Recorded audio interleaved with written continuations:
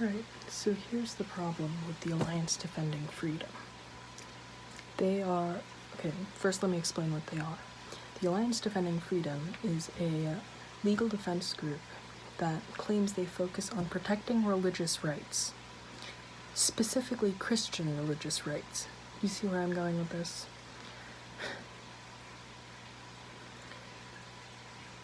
Among their videos, one covers the case of the Masterpiece Cake Shop.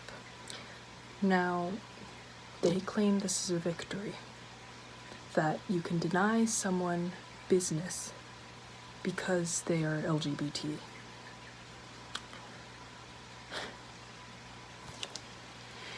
Because the Masterpiece Cake Shop was a private company, I can understand that. However, they are still a business. Should they choose to expand, they might become more widespread, such as like a Walmart or a Target or even Chipotle, let's say. Or let's take Chick-Fil-A. Chick-Fil-A is a religious organization.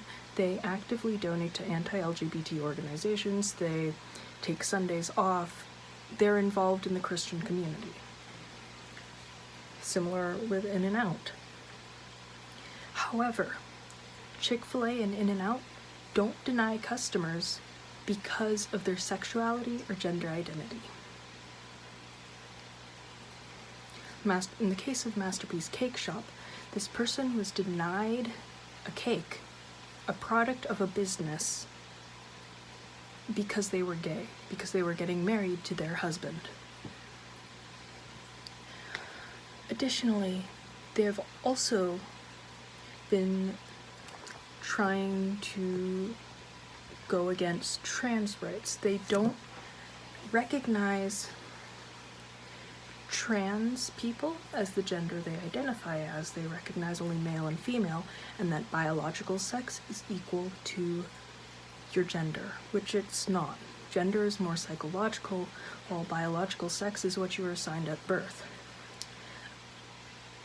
From this we can infer that they also think there are only two genders, when we know this is not the case. Scientists have found at least 9 different gender identities from brain scans. Additionally, intersex people are also a thing, proving that sex is not binary either.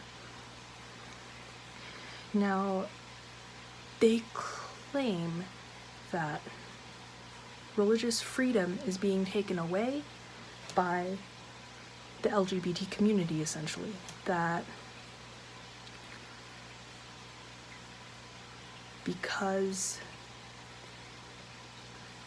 LGBT can no longer be denied service because you can't deny them service, and you can't prevent them from transitioning, that it's a religious freedom issue. Here's essentially what I'm saying.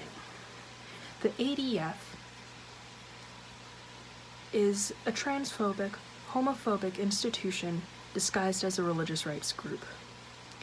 Any Christian would know that God's whole thing is love, that he does not judge, he does not care who you are, he loves you no matter what.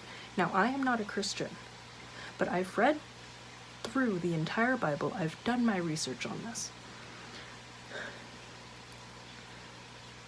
God's whole thing is love. He is not a vengeful God.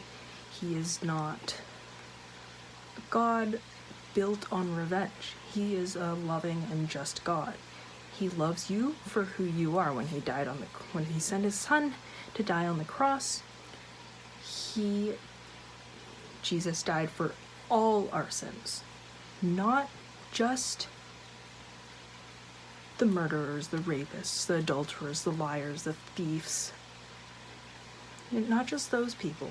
He died for the LGBT too. For those of you that still think LGBT is a sin. On top of that, I will probably make another video on this later, but there's nothing in the Bible to support that being LGBT is a sin.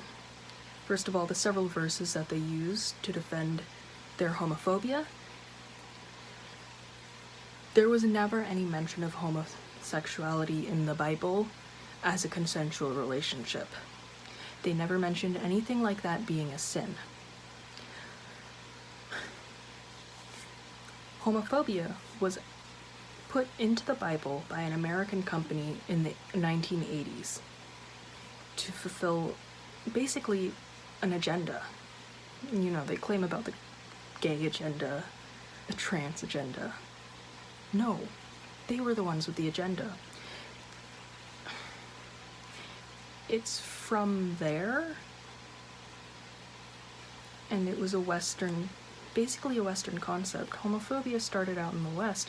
Like, if you look at Japan, originally they started out pretty accepting of LGBT, but as Western culture spread, it resulted in more and more of these sort of Western ideas, such as like bigotry and, well, I mean, obviously there are bigots everywhere, but such as homophobia and hating people for being gay, essentially. 3 feet, any of those kind of things, to let a man sleep 3 feet next to her, it just increases the trauma they've been through. It's just imperative to have a safe place where biological women are safe from that threat of having a male come into the environment. And for many of them, it's the first time in their whole life. Well, she says biological woman. There's nothing wrong with what this organization is doing. Now, the context for this is that someone who is claiming to be a trans woman walked into the shelter with a gash down their face. We don't know if this person was actually trans or not, and that's not what I'm here to debate. What I'm here to debate, because they turned that person down because they needed hospice care, and the women in the shelter were uncomfortable with that person. And this was a large majority of the women from what I can understand from this video. Now, notice how she says biological woman. This ignores trans women. On the streets, it's hard to get medical care. Now, if we look up the statistic for percentage, because they're talking about sexual assault here. If we look up the percentage for sexual assault in regards to trans women, hold on, let me pull it up. Let's do trans people in general. Alright. So,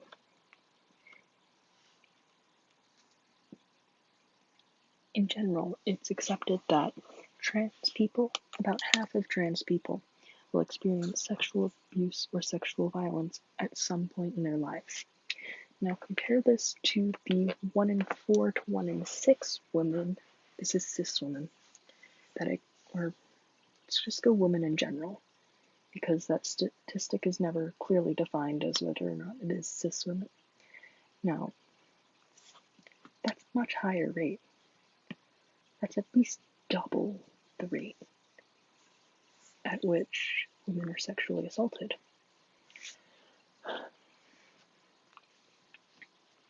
Now, when she says here that this place is for biological women, that eliminates trans women. That eliminates that 1 out of every 2 trans women who have nowhere to turn. They made this space for women to protect them from co-ed homeless shelters where they're in the presence of men and feel threatened by men, and there's nothing wrong with that. But it becomes a problem when you deny trans women this right. Let's continue. There's that clip. Let's continue. Oh, come on. Oh. This is regarding trans women in women's sports, and I will make a different video about that at some point, just not right now because it's 2 in the morning. This is also trans. Oh, these are their comments that they get. For following the law.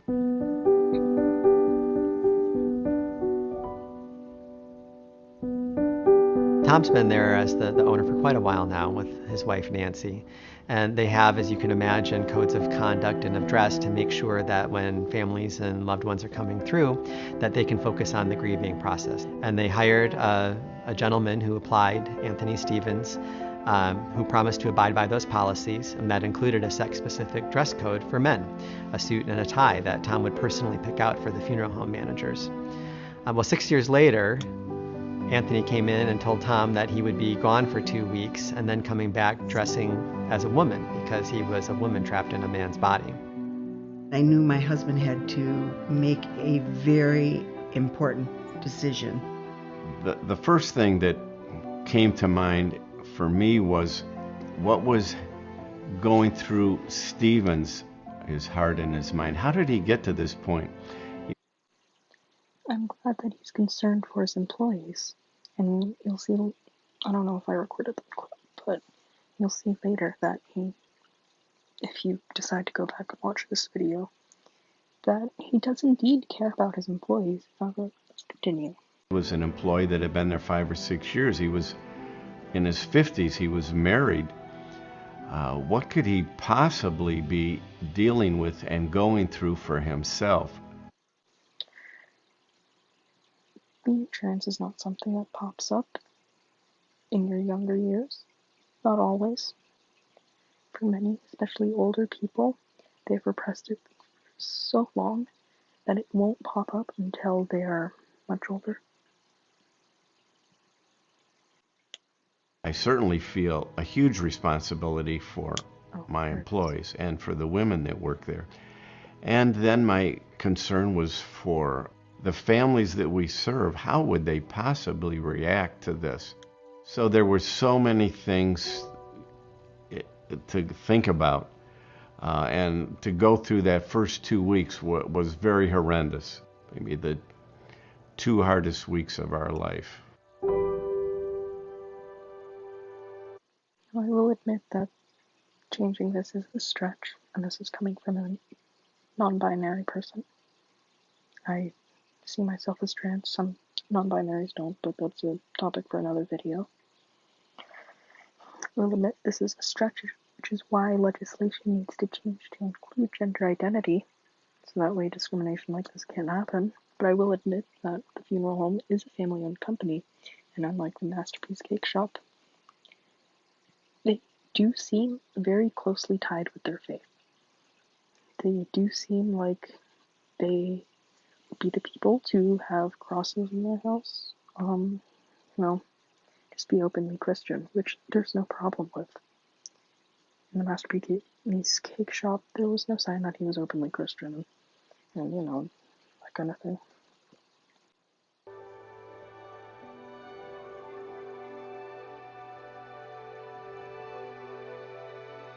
Essentially what happened is they fired Stevens for being a trans woman, basically. It was hard, as some of the comments say, that, the poor family who had to have a man dressed as a woman as their funeral director, and I can understand that would make some people uncomfortable. And so, while I do agree that probably Stephen's reaction or how he conducted himself might not have been professional, it's also the responsibility of the funeral home then, if this thing happens to their employee, if their employee decides to transition, to then take it up with the people who are grieving, because this is an important thing and not everyone is going to be comfortable with a trans person directing their funeral. So you're, I just realized that this is going to be all rotaty. Oh. So this is on the Lyceum. I don't know if I'm reading that right.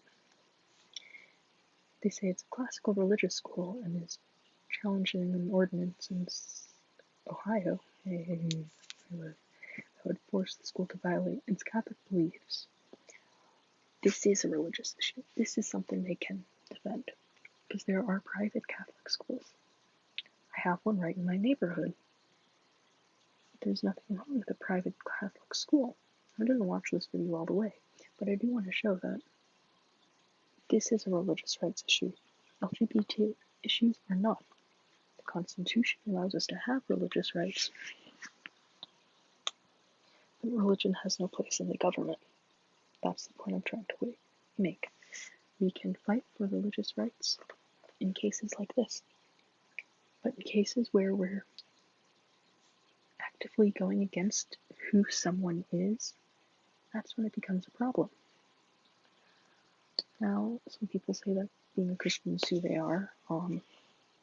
You're not born as a Christian, like you were born gay or trans. You're not born Christian, like you're not born black or white or Asian. You, again, don't choose to be a Christian, I know some would say, but it's not exactly something that is biological. It's not something that's biological, basically, which is why defending religious rights like this is okay, while trying to defend religious rights in a way that actively harms people for being who they are is not. Moving on. So, this is on an abortion clinic. I'm going to scroll through and find another video before we come back to this. This is for, again, an abortion clinic. Okay. Alliance Defending Freedom has filed a lawsuit on behalf of pro-life advocates in North Carolina arrested for praying outside of an abortion facility in Greensboro. For, again, an abortion clinic. Okay.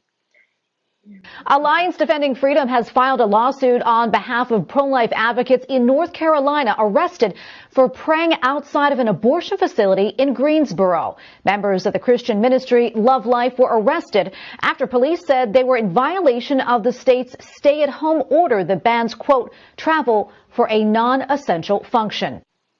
I will say protesting is a non-essential function. The nation has a duty to its people first and foremost, or the government, I should say. They issue a stay-at-home order for non-essential businesses. Stay the fuck at home, please. Sorry for cursing, but just stay home. Joining me now to talk more about this are Justin Reeder, the founder of Love Life, and by phone, Denise Harley, legal counsel at Alliance Defending Freedom. Thank you both for coming on. Justin, I want to start with you. Love Life often ministers to people. I'm sorry, I can't help it. I see him flexing those AirPods. I also have AirPods though, so I can't really say too much, but it's just humoring me. Outside of abortion facilities, were you at all surprised by the resistance that your members received from police? Yes, absolutely. We were there peacefully prayer walking, offering real voices, real help for those families while honoring social distancing. They were honoring social distancing, I will admit that, and it is okay to stand outside an abortion clinic and offer other choices. I know another ministry that does it. I think it's called Safe the Storks or something.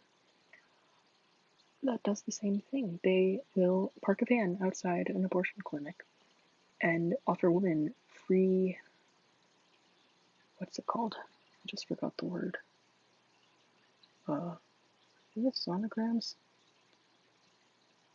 You know, where they take a picture of the tummy, the baby inside, that kind of thing. I forget the word, it'll come to me later probably. And offer other options such as adoption and things like that. And I'm okay with that. They're not actively shaming the women for going to an abortion clinic. They are simply trying to help and provide other options because I know a lot of women feel that's their only option. And I'm okay with that. But if a woman chooses to get an abortion, you should still let her have that. And we're going to continue on. Sorry for interrupting. We were under 10 people. We were 10 plus feet apart. We had hand sanitizer with us. And so, yeah, we were shocked that when they arrived. Okay. Hand sanitizer is a good thing. Please don't stock up on it, though. Washing your hands is always the best. And wear masks if you have to go outside. Just saying. They began to write us tickets, and they also arrested us. And when they wrote us that ticket, Tracy, they actually wrote. I will say, they were peaceful. If anything, the police were violating the stay-at-home order, or not really stay-at-home, but social distancing by coming into contact with them. But of course, I don't know the full story. And who knows, they might not have been cooperative, but from the sounds, it does sound like they are being peaceful. Illegal gathering of over 10 people, which was incorrect. There was only 5 people there. Yeah.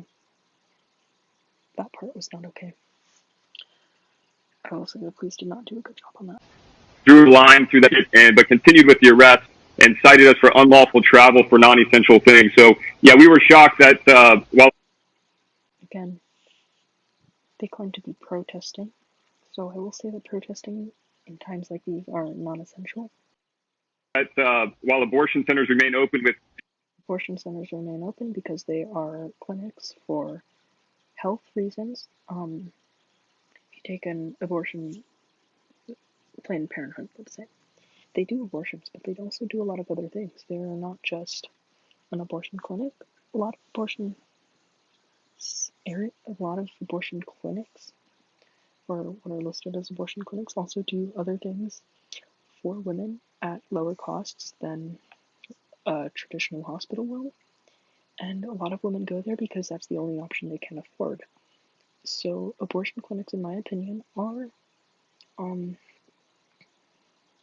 necessary business, essential business. zero restriction, they are restricting a Christian witness out there while honoring social distancing. I mean, yeah, you could look at it like that, or you could look at it as policemen doing their job. But they were under 10 and over 10 feet apart. So technically, they weren't violating social distancing, and they saw this as essential. So I will say that they have a reason to be upset. But let's continue watching. Well, Denise, I want to bring you in on this conversation. As legal counsel for Justin and the members of Love Life, why was it important to file this lawsuit? Well, this isn't about public health and safety. I'm sorry? This is about the government taking advantage of a crisis to silence speech that it doesn't like. Silence speech that it doesn't like. Now, I'm not an expert in government or anything, but in times of crisis, the government does have the ability to silence some speech. They have the ability to do that, and there's huge debate over it because First Amendment says. And no matter what kind of crisis we're in, a government cannot ban the First Amendment. There it is. The government is not banning the First Amendment. They are restricting it in order to protect their people. What we've seen here from the city of Greensboro is targeting of one particular Christian pro-life. Targeting Christians. Oh. I could say so much about this. Christian pro-life viewpoint that the city doesn't like. Again, pro-life, they do try and take away abortion. This is America. We have choice. Choice is a huge part of America. If you don't want an abortion, don't get one. That kind of thing. I'll discuss abortion in another video. And it's unconstitutional. Again, you can argue it's unconstitutional, but we are in a crisis. These are unprecedented times, and in World War I and World War II, the government took over commerce. They're not technically supposed to do that. They're not supposed to be able to restrict businesses like that. So, again, unprecedented times, crisis. I will say that it's reasonable to expect some rights restricted for this time. Under the First Amendment, and there's no place for religious hostility. So I agree, there's no place for religious hostility. But that goes for all religions. And for atheists. And for agnostics. I cannot say that word. That word is so hard to say. And if you are, as a religious organization, under the guise of religion, I should say, trying to repress humans, then you should be restricted. order to create a society safe for everyone, we have to, prevent things that will harm others.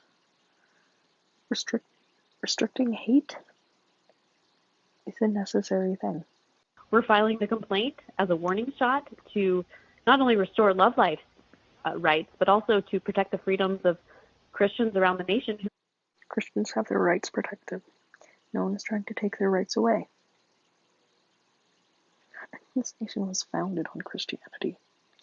We have religious freedom because they wanted to escape Catholicism, basically, and they wanted to pursue their own branches of Christianity. This nation was founded on Christianity, basically. No one is trying to take away your rights. We're simply trying to expand it so that minorities can have the same rights. This one I like. This is about the drive-in churches. So I come from a Christian family. I'm an atheist, I'm a queer atheist, in a Christian family of mostly straight Christians. Yeah. I'm that relative.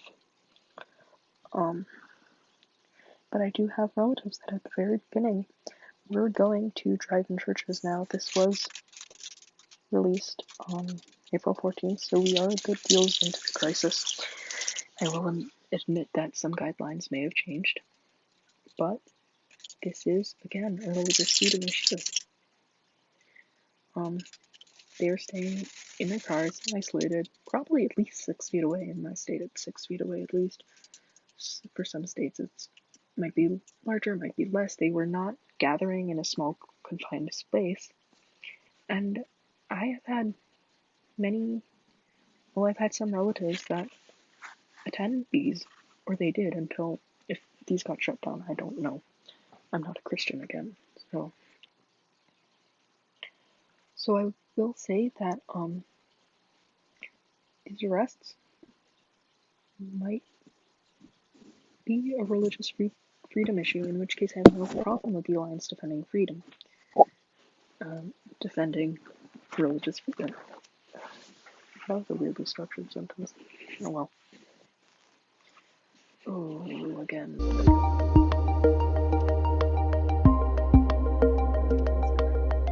June Medical Services is just one of several abortion providers in the state of Louisiana with a poor track record. And poor is a gross understatement. Several Louisiana abortion facilities have been cited for not keeping their facilities clean. That isn't disgusting. That's not acceptable. Their facilities clean, reusing single-use equipment with again, not acceptable. Multiple patients, and even allowing unqualified staff members to assist with abortion. This happens with internships too, though. So, suturing, catching babies. Some interns do have the ability or the opportunity to do these things. Meanwhile, women have been in life-threatening, dangerous situations. State Again, true. Some of these are caused by pregnancies, some of them are not.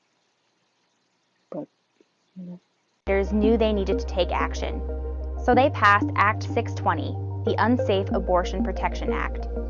This act protects women who are undergoing an abortion by requiring the people who perform abortions to be able to admit and treat their patients in nearby hospitals. Now here's the thing. Some hospitals do not allow admittances from outside sources and things like this. And so this is actively working to shut down abortion clinics. What they need to do to provide safe standards is to extend the same standards that are required for hospitals to abortion clinics, because abortion clinics are meant for health. They're institutions of health, I guess. We'll call it that, an institution of health. And they should be kept to the same standards as hospitals. I will say that. Important because hospitals granting admitting privileges do something that abortion facilities don't. They make sure doctors are competent and qualified. yeah, doctors should be competent and qualified. So should abortion clinics. If that means increasing the amount of education that you need to become an abortion doctor, then yes, do so. Louisiana law already requires doctors at ambulatory surgical centers to have admitting privileges. Why should abortion doctors be treated any differently? Again, agreed. However, many abortion clinics are operated outside of hospitals. So instead of applying this, maybe we could apply, again, HIPAA, or,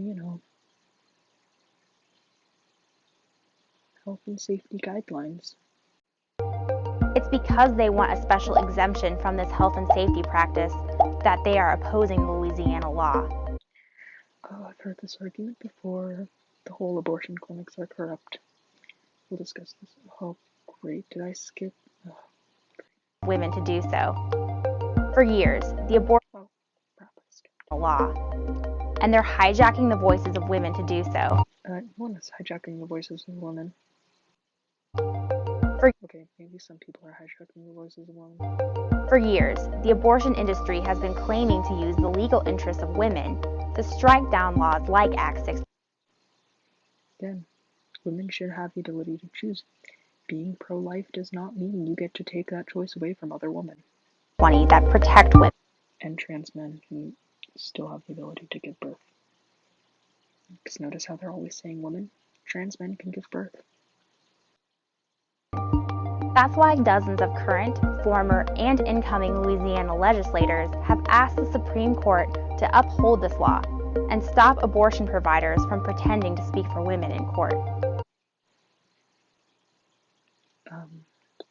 Just going to say right now, the Republican Party is mainly made up of men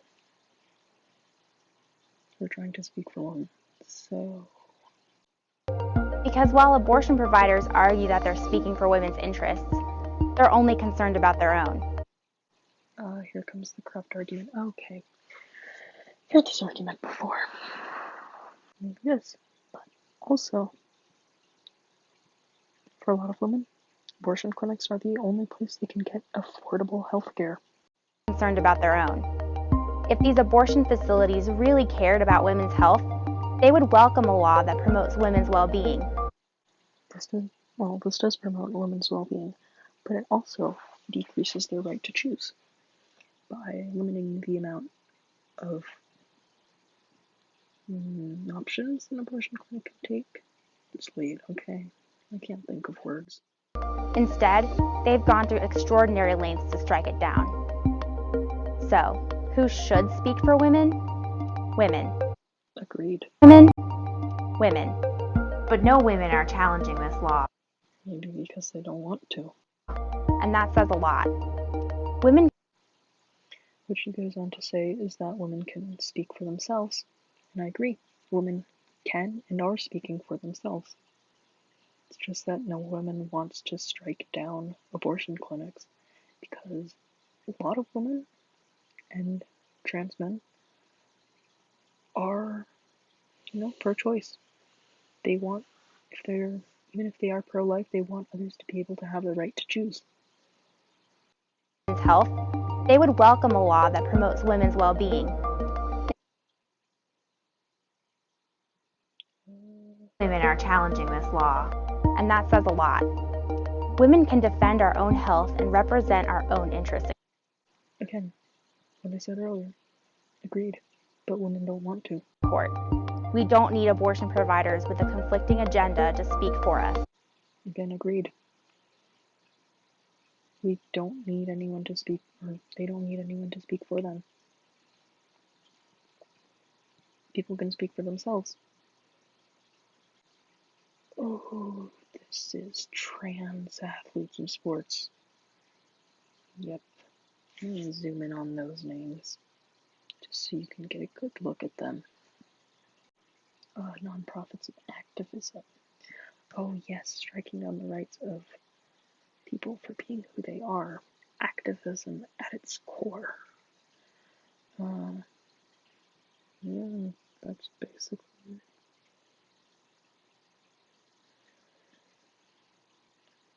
Sorry, my hands are all sticky. Oops. There's my recording. Open my dog. So basically, the ADF exists to keep the doors open for gospel by advocating for religious liberty, the sanctity of human life, freedom of speech, and marriage and family. I have nothing wrong with this, except that they use this to defend preventing people from having rights. Religion has no place in government. Government is supposed to act for all the people, not just one specific group. So,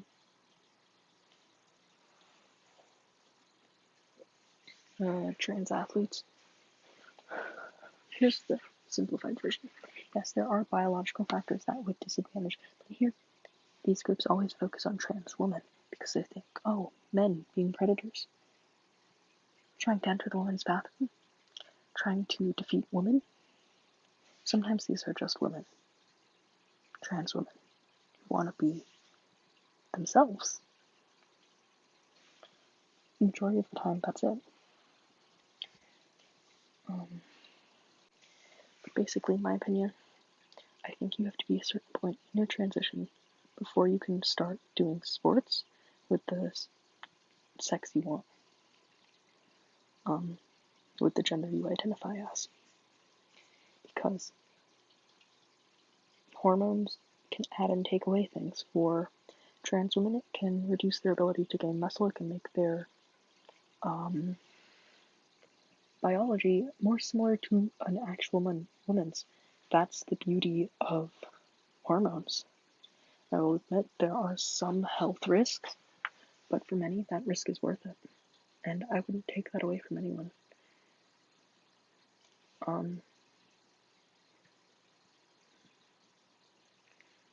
Did I show you guys the one about the trans student? I might have.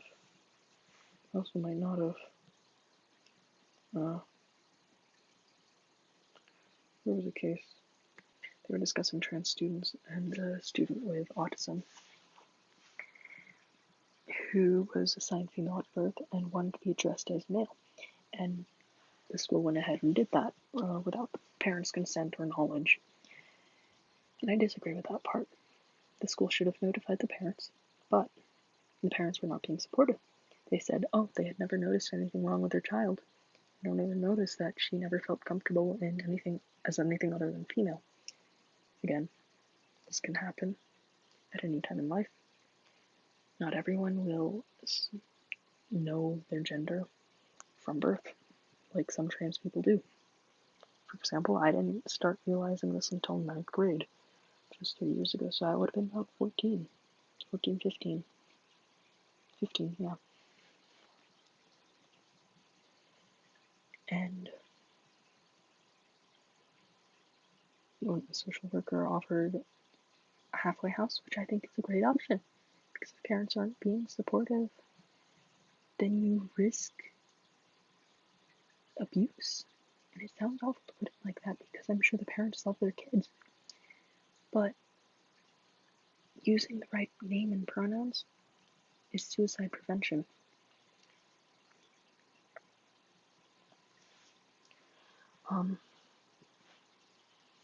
Additionally, I was going to say, forgot. There.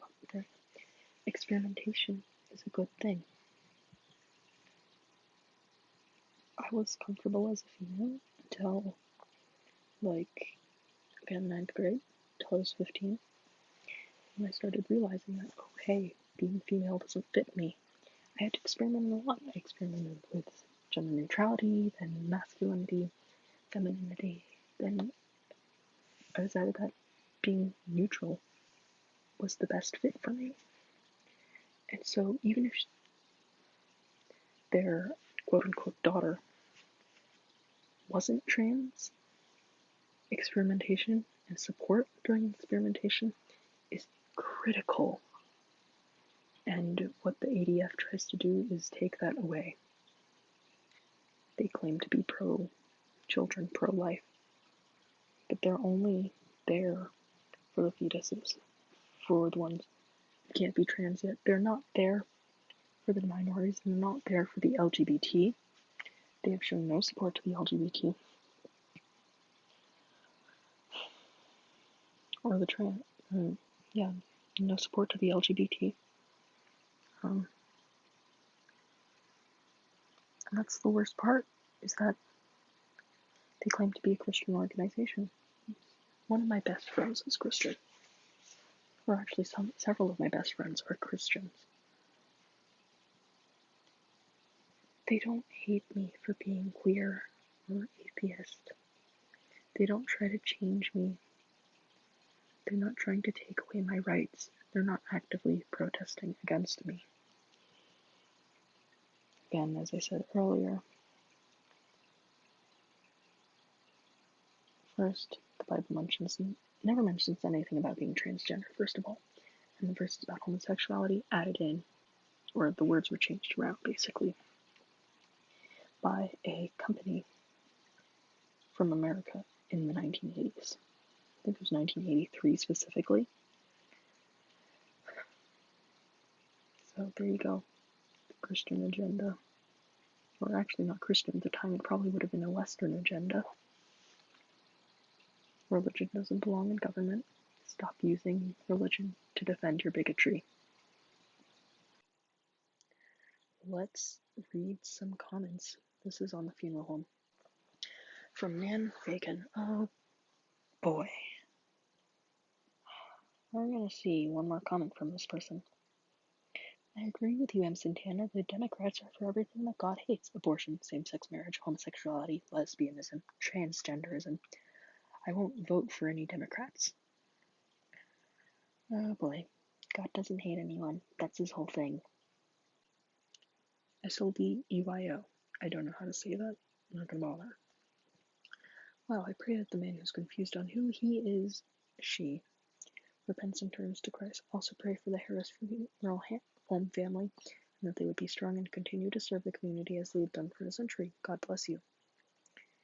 This is basically what all their videos have, like the whole God bless you, I hope the Christian wins kind of spiel.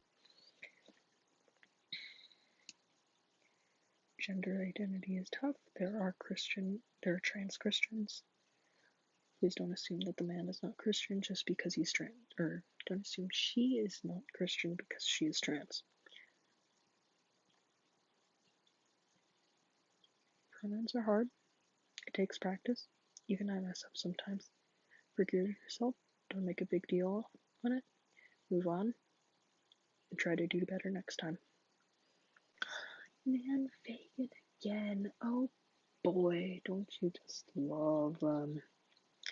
Well, I hope and pray that this Christian guy wins. He has the right to run his business as he sees fit. It's bad enough that the families that come are mourning the loss of a family member. Now this transgendered funeral director decides to become a woman. You don't decide to become trans. To wear women's clothes to work. You'll violate the funeral home's dress code and gets fired for it, and goes running to the EEOC and the leftist crybaby ACLU screaming and crying discrimination. All because she was not happy being the biological male that God created her to be. Oh boy. This is very clearly a case of discrimination, as she was only fired after she came out as trans. She had worked there for 6 years and was not fired until 2 weeks after she came out. She put her own selfishness ahead of the needs of the funeral home. She wants special treatment. It's not selfish to be yourself. Bigotry is not acceptable. Respect costs you nothing. Being who you are can cost you everything. Well, boo-hoo-hoo, she violated the dress code and she got fired for it. The funeral homeowner had every right to fire her. People today simply won't take the responsibility for their actions. They'll go running to the lawyer and the crybaby ACLU, claiming that their rights have been violated. Well, what about the rights of the other people involved? Our society today is so selfish that it's not even funny. They'll act like spoiled little crybabies until they get what they want. I hope this Christian guy wins. Oh boy. The rights of the funeral home were not violated. Let me say that again. The rights of the funeral home were not violated. A person coming in and being who they are does not violate your rights. Thank you to Kin Boo for saying, there's a lot of misgendering in this video, at least respect someone's identity and gender. I didn't manage to get the rest of the comment because I wasn't looking for this type of stuff, but thank you Kin Boo for mentioning out the misgendering and to respect people's identity and gender. Respect costs you nothing. Being yourself can cost you everything. So in essence, here's what's wrong with the ADF. They're a homophobic, transphobic, and anti-choice organization that uses the Bible to defend their bigotry. And I would have no problem with them if they didn't use religion to justify hating on groups of people for being who they are. Abortion is a complicated topic, and I'll probably go over it in another video. Hey boy.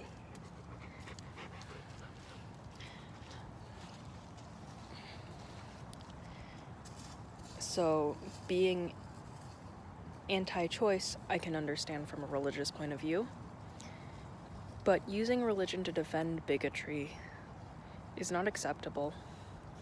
They do some things that are actually religious freedom, that actually have to do with religious freedom, but most of what they're doing in terms of